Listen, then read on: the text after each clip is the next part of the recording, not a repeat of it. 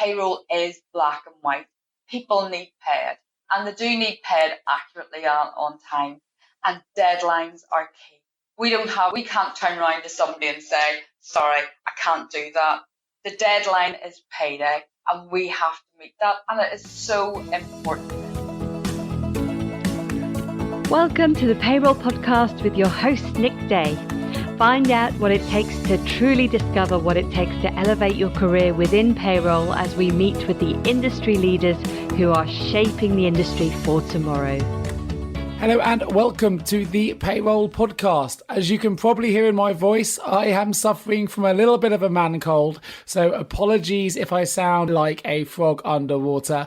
However, I am excited to bring you this latest episode. I'm going to be meeting today with Lou Gray, Northern Ireland CIPP Ambassador and Payroll Manager for Transitions and Operations for PwC. But before we get started, if you do like this episode, please remember to click on the little subscribe link. And in addition, if you are finding yourself in that unenviable position where you're struggling to recruit top payroll talent into your business, then please remember you can reach out to me directly to help you find your next payroll superstar.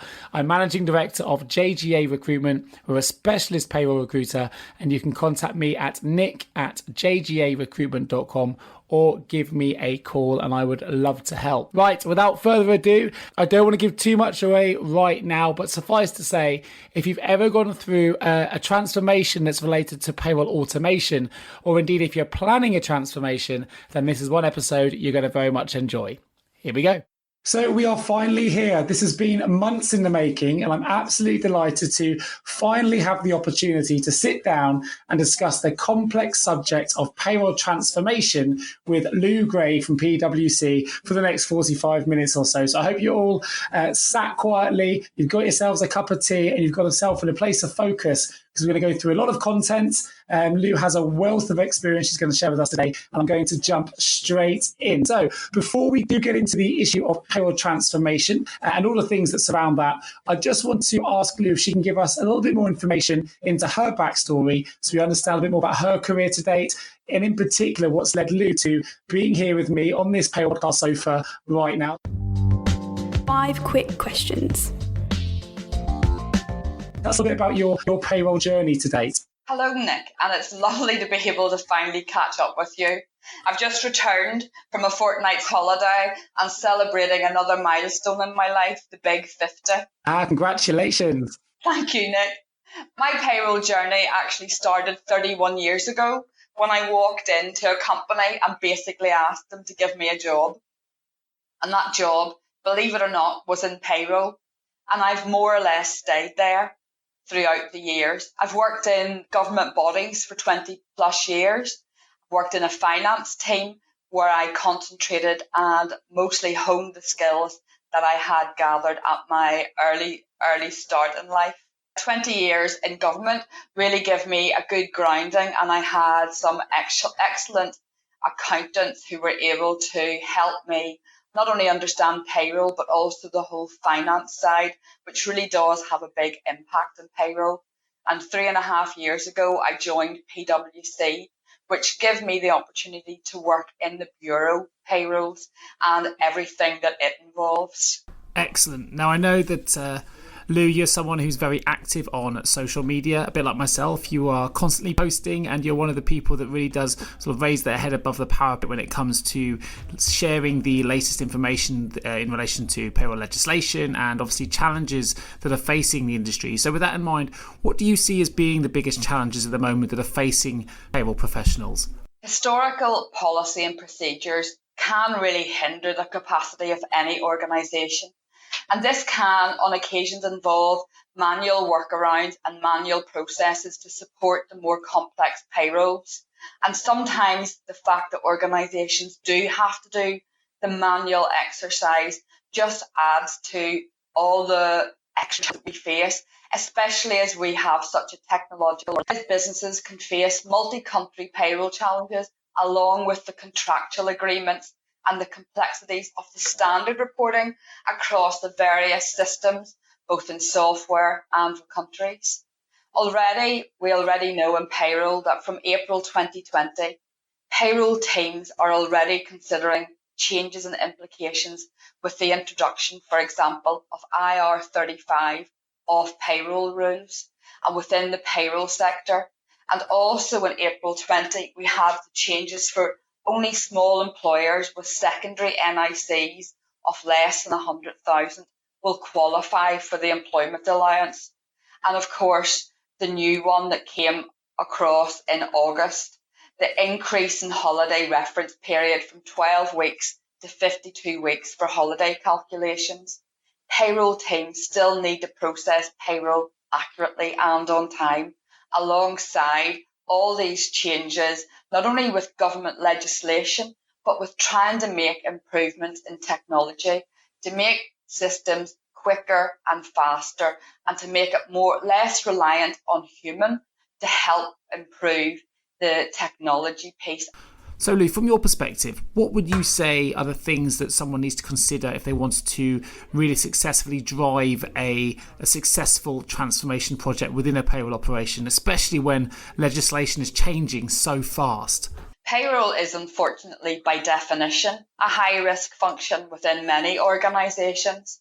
And one of the big drivers to transformation is reducing the risk factor within payroll and being able to adjust with the changes in legislation and to be able to scale up or scale down whatever is required at that particular point in time. Automation of the payroll process is becoming key in the transition, the operation and the delivery of the payroll function. And this can be enhanced with the correct controls in place.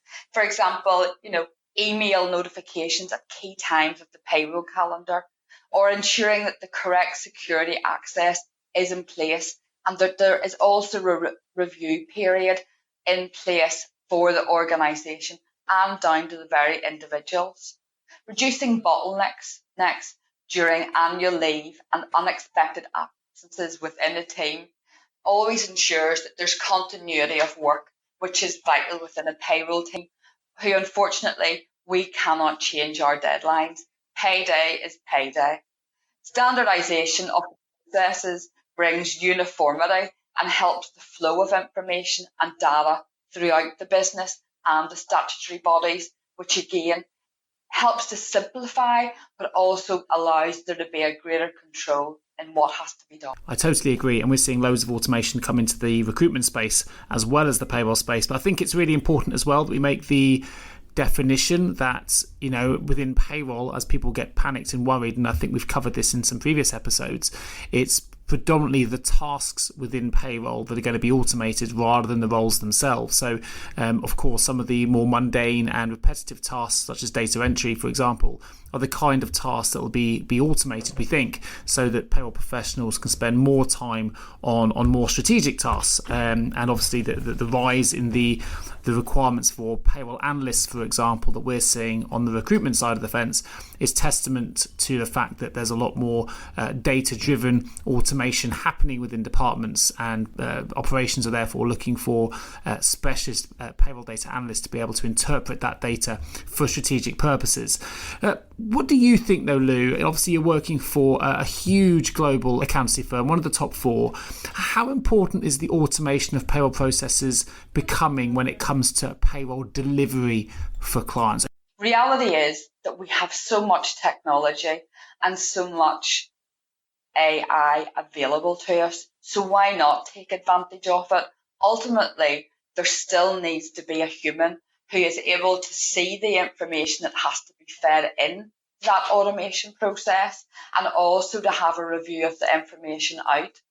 What you're actually looking for is not to replace a specialist, but you're looking to enhance their job, ensure that people do have the correct tax, the correct national insurance, and to be able to take into account all the various considerations whenever you're looking at one individual who needs to get paid, to use that phrase, accurately and on time, which, although it seems nowadays it should be a simpler process, but with everything that you have to consider, sometimes everything that leads up to payday is so vital and so important. And if you have more automation it means that you'll be able to process the payroll quicker. So Lou, what are the kind of things that you've started to automate within your function at PwC, and how does it look differently now to perhaps how it looked 24 months ago? You know, what kind of innovations have you brought into the function which you've seen really improve payroll efficiency, payroll delivery and payroll accuracy that have ultimately really added value to your payroll operation? Key is getting the information that you have to process in a format that you will be able to uplift that information straight into your payroll software. That way, the employer that we are working with has spent time with various teams, either within HR or within payroll, to update a template that we would supply. And that information is able to be imported into our software. Therefore, you're reducing the risks whenever there's another team involved. And that is very important, because you have to, the bottom line is rubbish in, rubbish out. And you don't want that. So you're looking to refine the template that goes out to clients, and to be able to simplify it, but make it still understandable, not only for the client, but also for the team. And that is very, very important. It also makes it easier then whenever you've uploaded and imported the information into the software, that you'll be able to have processes in place to be able to make a comparison to the information provided to the information that then is displayed on the payslip. And that review process is speeded up because everything is, for example, on a spreadsheet, and that makes it simpler. Sometimes it isn't necessarily the payroll specialists that don't want to move forward with the technology on the automation.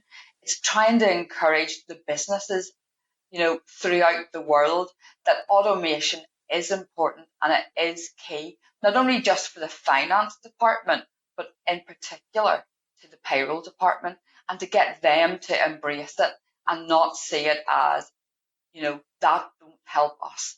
That information, doing it on an Excel spreadsheet isn't going to be useful whenever it can be. So communication is also a very important part of working in payroll, being able to explain the reasons why, not just say, this is how you want it done. Given an explanation and an understanding, whenever you're talking about reducing the risk of errors, that is always very important whenever you're producing a payroll. Yeah, that makes total sense. And something that I've noticed in my sort of 17, 18 years working in payroll recruitment is that payrollers don't always have the best work-life balance. It's not a surprise to find a payroller has been working, 12-hour days, working weekends, working pretty much every hour God sends to make sure that the payroll is run properly, because at the end of the day, the payroll has to get out on time. And I think, the payroll profession is one particular industry where, people are prepared to go above and beyond to make sure that people are paid accurately and are paid on time. However, I think if we just re-engineer it, so to speak, one of the good things about automation is it might be something that really helps bring the hours down that people are putting in. If you are currently working till 9 o'clock every night and you're desperate to get home for the weekend because it's 9:30 on a Friday, actually automation, if it can take off some of the burden, it can take away some of the workload and the repetitive work that often takes hours to complete. And it means you get away a little bit earlier to see your family and get that work-life balance back in perspective, then it could be a really, really good thing. And it may actually, really help people fall back in love with payroll if you are finding that the hours are preventing you from doing that. So it could be seen as a really good thing in terms of work-life balance. And of course, if you are working less hours, actually human errors will be reduced because you can be a little bit more focused on the task at hand. And there's a lot of science out there that says if you're working long hours, the longer you work, the more errors you may be prone to making, because you are tired, and it is sometimes very difficult to remain focused for that many hours, week on week, month on month. So maybe automation is going to be a really positive thing in a different way for payroll professionals, because it might just give them that work-life balance back that I know from a recruitment side of things that a lot of payroll people are really looking to get that balance back in their lives. So Lou, if I was planning a payroll transformation, and perhaps it's an automation related project I'm looking to bring into my function, but either way, I'm looking to undertake a large transformation project, what are the steps you put in place to make sure it runs effectively? And how do you go about creating a plan for successful transformation? What you need to do is consider statutory mandatory obligations that as an employer that you are obliged to do. You also have to be able to look at the structure of the payroll. Do you need to have the ability to scale it up at any point, or will you need to consider to scale it down as and when you require? You have to realise that as a payroll specialist, you have access to so much payroll data, and you want it to be in an easy readable format that also can be of use and at the advantage of the rest of the business. And it's educating the rest of the business what you have in front of you and what information can be pulled to be able to be usable to make business decisions now and in the long term. You also need to consider the controls. There have to be controls in place so that you're satisfied that this very precious data at the end of the day and very highly confidential, that you have everything in place to be able to comply with not only with GDPR and with government legislation, but you have to treat everybody as you would want yourself to be treated, and that is very important. Again, I come back to this is something that I know I always say this, accurate and on time. That goes back to whenever I did my CIPP qualification back in 1997. That was the one thing that we did get drummed in. And even today in 2019, it is still completely relevant. You want to look at reducing manual intervention in the payroll processes. And I know some people are shocked by that. It's not that you're looking to do away with the payroll specialist, but you do need to ensure that you have not manipulated the information in any way so that you know that the software is there doing its job, producing a net pay that is correct. So Lou, do you have a particular transformation methodology that you use when you undertake a large-scale payroll transformation, or is there a PwC methodology of choice, for example, that you're required to use? And if there is, what methodology would you recommend? And post-transformation, what's your process for measuring the success of that transformation project? Well, at the PwC in Complete Payroll, we do have documents that we follow and we ensure so that there is continuity and people can follow the process from start to finish. Because whenever a payroll is brought on to our business in the transitions team, we then run that payroll for a month or maybe 2 months, depending on the size and the importance of the client. And then we have to look at it in operations and decide where is the best person in the team to be able to operate that payroll. So the transitions team has to follow through to the operations team, and that's very much how we work. We have the same processes, we have checklists, we have review lists, and we also have a 4-eye review, which is very important. At PwC in the team, we also have the ISAE 3402, which means that every year we have an external auditor come in and review our processes and review our work to ensure that we are adhering to everything that we looked at establishing at the start of the business. I think that's fantastic.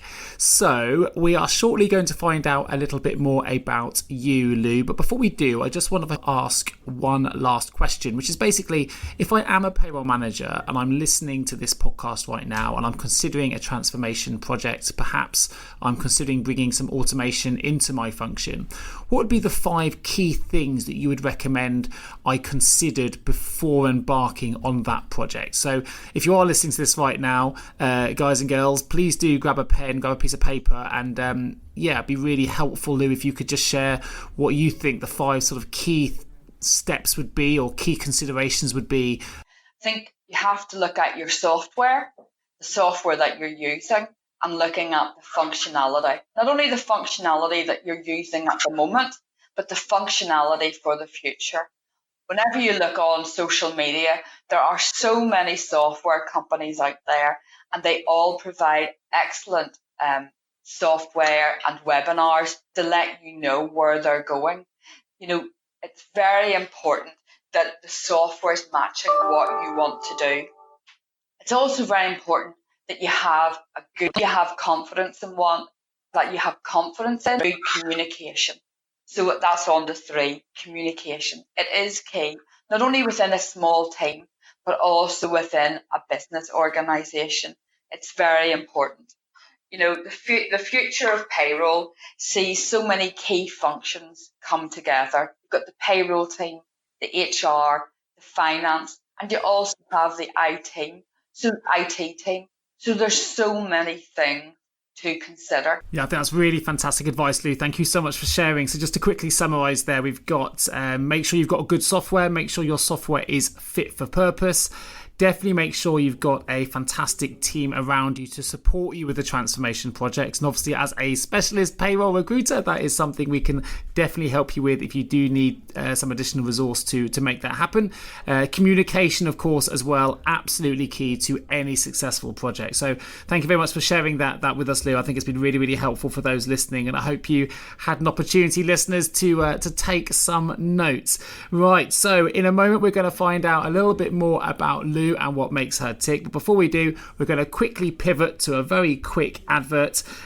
So we'll be back to find out more about Lou in just a moment. This is just a quick advert to let you know that if you haven't heard the latest payroll song that's doing the rounds and was played recently at the CIPP conference, then you don't want to miss it. It's called My Payroll Career. It's available now on iTunes and Amazon Play, YouTube and other sources as well. If you love payroll like we do, then go check it out.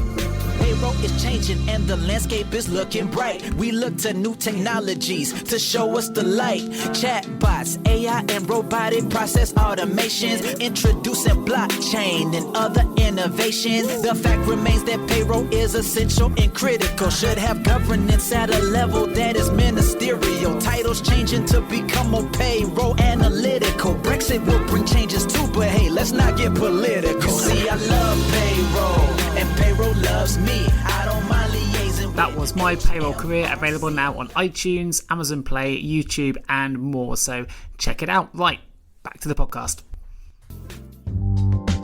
Time to find out more about you. How do you relax in your downtime outside of payroll?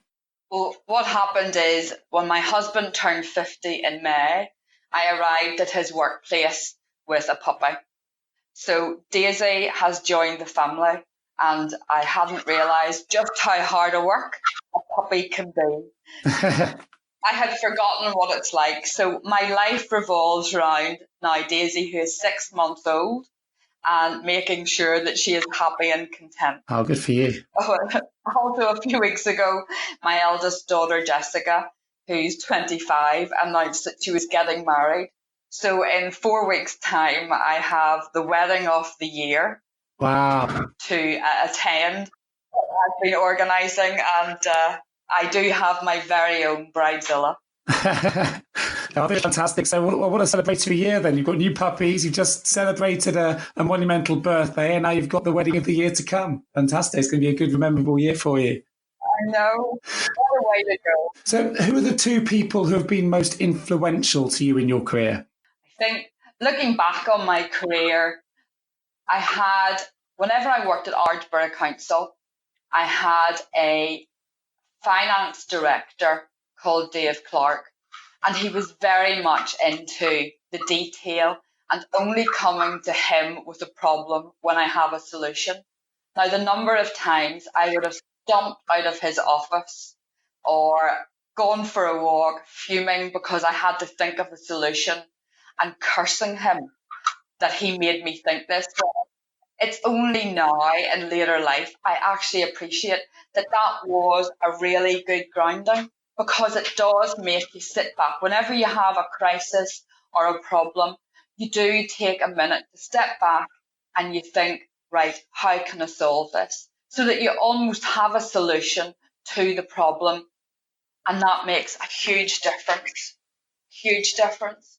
Whenever I joined PwC, I also had Chris and Celeste, and they're the senior manager and engagement leader. And at PwC then, this was a whole new world to me.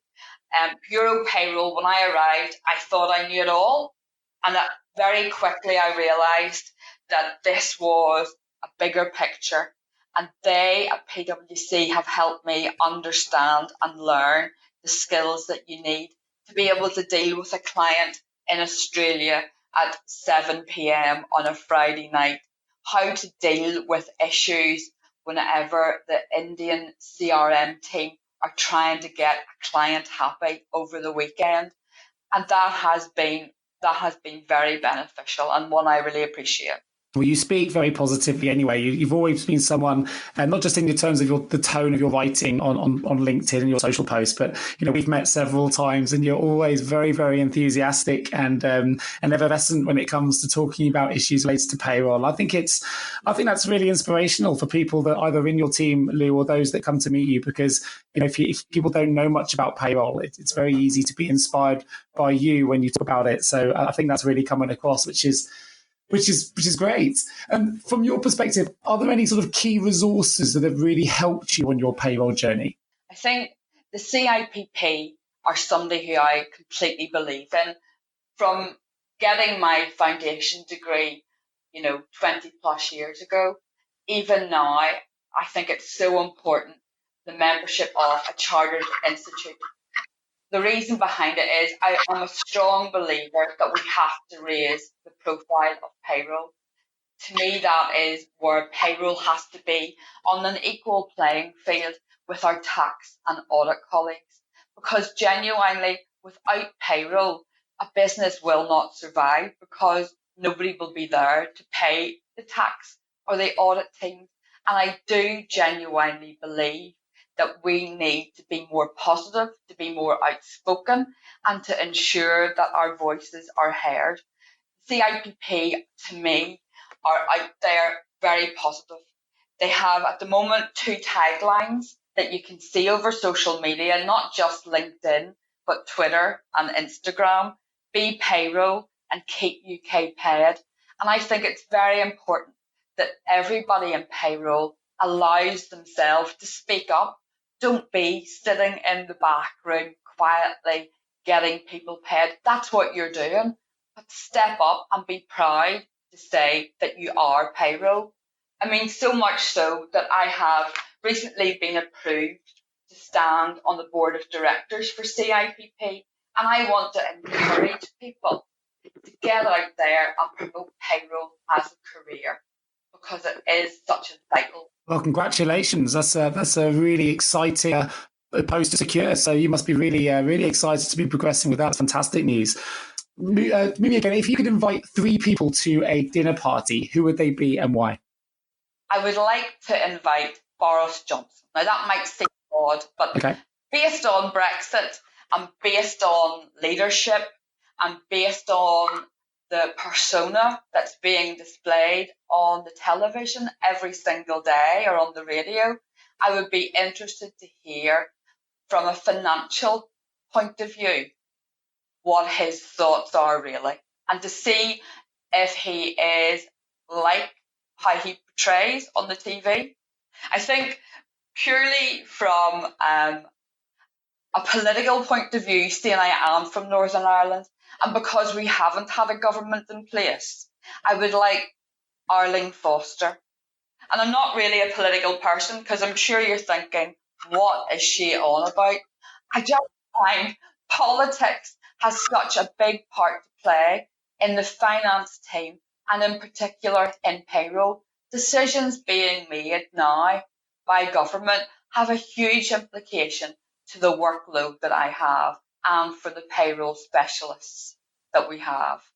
I think my third person would be Gandhi. I think I would like to hear what Gandhi would have to say on everything, and to get a different influence around the dinner table. I think Gandhi and Boris Johnson together would certainly be an interesting dynamic. But on that political side, it's a question we've raised a few times on the Payroll podcast. But what's your view on the fact that at the moment payroll doesn't have any direct ministerial governance? Do you think that's something that should be addressed in the future? I think it should be addressed. And to me, it should be addressed now.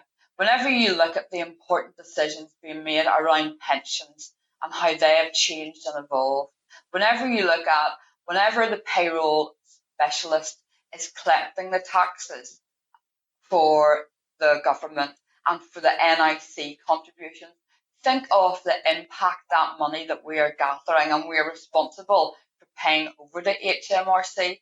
Look at the effect if that wasn't to happen.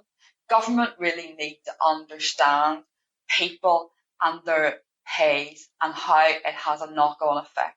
And somebody needs to have a voice to be able to say, whenever decisions are being made and new policies put in place, let's look at the bottom line and how this affects payroll and the individuals involved. Because very often decisions are made by people who don't work on the ground and they don't understand the implications and they don't necessarily get that this isn't going to work and how can we do this fairly for everybody. No, I wholeheartedly agree. And it's something we're certainly passionate about here at the podcast, to try and, raise that message, I guess, because if we get enough people supporting it, maybe there will be a change that takes place. There's probably more pressing political issues at the moment, but hopefully one day in the future we'll have that ministerial governance. Let's jump back into the payroll-related questions, Ellie, while we're on them. What do you think is most important to remember when it comes to working in payroll? I think it's important to consider what the future of payroll is, not only for payroll, but for the individuals involved. As I've said already, there needs to be a strong relationship and working together of a number of teams to have the optimum desirable impact. As payroll continues to develop and evolve as a career, that we do need to be treated as equals to everybody else in the finance team. And that you have to remember when you're delivering a payroll or an automatic enrolment service for in-house or for clients, that you have to consider not only now and how that impacts the employees that you're affecting, but also the future of where the business goes. No, that makes total sense. So with that in mind then, what are the biggest challenges you're currently faced with in order to sort of make that happen? I think technology, to me, is something that we have to look at sooner rather than later. I do really believe in that. Whenever I look at PwC, whenever I go onto LinkedIn and I see some of the teams and the work that they're involved in, whenever I'm reading what they're doing, I'm thinking, how can I do that in payroll and what can we do to improve the service for our clients that will also help our employees within the team, because we want to be able to enable the people on the team to develop, and sometimes the software is required to do that. I can't stress enough how important technology is in today's business, but also then whenever you're developing your technology and your AI, you're also looking at, if there's an issue that you're thinking, just say there is a what if situation, so that you do have a business continuity in place. Fantastic. So we're going to jump into a quick advert, but stay tuned, because when we come back, we're going to find out all about what qualities it is that Lou thinks are really valuable in terms of making up a great payroll leader. And also we're going to find out more about what payroll really means to Lou. So stay tuned. Have you ever asked yourself, how can I recruit payroll staff more effectively? Have you ever wondered, why is it so hard to find great payroll talent? Well, please don't give up on your recruitment project just yet. Here at JGA Payroll Recruitment, we understand the difficulties associated with recruiting top payroll talent. We also know just how costly a poor payroll hire can be. So, when you next need to recruit within your payroll team, why not partner with JGA Payroll Recruitment? We are an award-winning payroll recruitment agency with unrivaled access to payroll professionals UK-wide. JGA Payroll Recruitment, hiring better talent faster. Contact us today on 01727 800 377 or visit jgarecruitment.com to find out more. 5 technical questions. Okay, so Lou, let's jump back in. What qualities do you think make for a great payroll leader? I think key is good communication skills, being able to communicate clearly with everybody, from the person just starting to the most senior of people. Communication is key. Also, I think you need to understand technology and where the business is going. I think also social media is important for there to be understanding, to be able to share and to shout out to people, so that if you don't know something or you don't understand, you do have a good network of people around you to be able to help, to be able to glean more information, and who might be able to point you into the right direction for the latest article that you'll be able to help yourself with. Fantastic, fantastic. So, what's one common myth you often come across in payroll? And whatever that myth might be, are you able to debunk it right here, right now on the Payroll Podcast? Yeah, I think it's payroll favourite one. You just press your payroll, just press a button and the payroll is done. And I think even whenever I talk to my dad, who's in his 70s, he sometimes actually believes that somebody is just on his payday for his pension, is literally sitting at a computer waiting to press the button, put that money into his bank account. And it's just getting people to understand, whenever you look at everything, the legislation that we are dealing with the software that we are dealing with, and with the employees and the individual circumstances that we're dealing with, just how much payroll is. But ultimately for me, as I said earlier on, without payroll, there wouldn't be a business, because the employees wouldn't be paid, so therefore they wouldn't work. And that's just how important payroll is. Brilliant, brilliant. So what's next for you then, Lou? What are you most looking forward to next in your career within payroll? What are you hoping to achieve? What I'm looking forward to is looking at the technology piece within PwC and where that's going to develop.